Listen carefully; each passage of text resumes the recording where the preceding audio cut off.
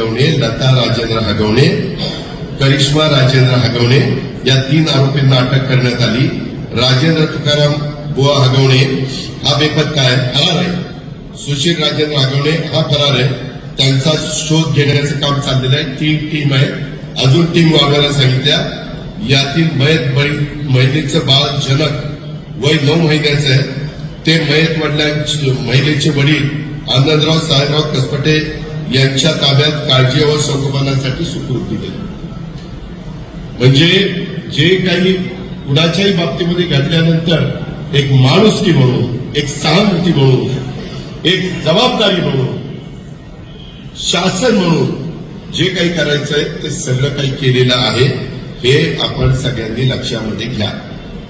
पण मी बघतोय चॅनलला अजित पवारांचा पक्ष काय म्हणजे आम्ही एवढे सगळे आता ह्याच्यातले काही माझ्या पक्षाचे सभासद आहेत. ह्याच्यात जर कोणी चूक केली तर माझा काय संबंध आहे? मी चुकारांना सांगतो.